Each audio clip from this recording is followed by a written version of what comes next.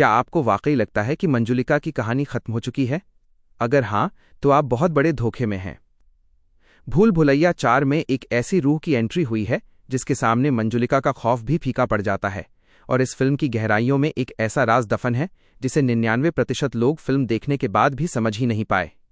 अगर आपने आज का ये खास विश्लेषण नहीं देखा तो समझ लीजिए आपने फिल्म का असली सार मिस कर दिया है। नमस्कार दोस्तों, आप देख रहे हैं मूवी मैनिएक्स, जहां हम फिल्मों के उन धागों को खोलते हैं जिन्हें आमतौर पर नज़रअंदाज कर दिया जाता है। आज हम बात करेंगे डर और ठहाकों के बीच छिपे एक काले सच की फिल्म भूल भुलैया 4। कहानी की शुरुआत होती है सदियों पुराने एक उजड़े हुए शाही महल से। एक ऐसा खंडहर जिसकी दीवारों से आज भी खून की गंध आती है। गांव वाले कहते हैं कि सूरज ढलते ही यहां परिंदा भी पर नहीं मारता, क्योंकि रात के सन्नाटे में वहां एक औरत की रूहानी रुलाई गूंजती है जो कलेजा चीर देती है।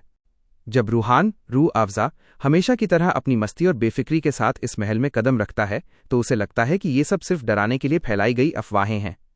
लेकिन जैसे जैसे रात गहराती है, पायल की छनकाहट और दीवारों पर उभरते साए उसे ये एहसास दिला देते हैं कि इस बार उसका सामना किसी मामूली साए से नहीं बल्कि एक जलते हुए प्रतिशोध से है। इस बार की मंजुलिका सिर्फ एक भटकती आत्मा नहीं है, बल्कि वो जिंदा जलाई गई औरत की आखिरी चीख है जिसे इतिहास के पन्नों में दफन कर दिया गया था। उसके साथ जो अन्याय हुआ वो रूह कंपा देने वाला था। यही वजह है कि उसकी आत्मा अब पूरे महल पर अपना काला साम्राज्य चला रही है।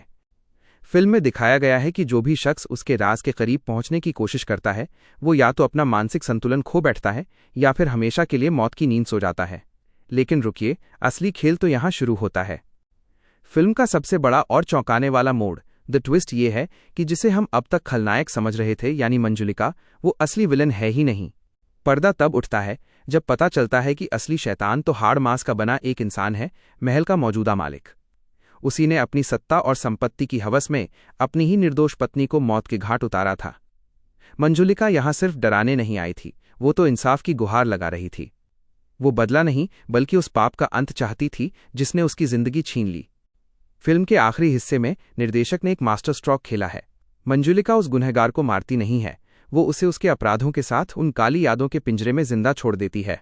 क्योंकि मंजुलिका जानती है कि मौत तो एक पल की शांति है, लेकिन अपने गुनाहों के बोझ के साथ हर पल जीना दुनिया की सबसे खौफनाक सजा है।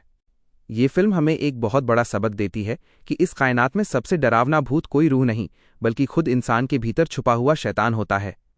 दोस्तों, अगर आपको डर और रहस्य की परतों को खोलना पसंद है तो हमारे चैनल मूवी मैनिएक्स को अभी सब्सक्राइब करें और बेल आइकन दबाना न भूलें।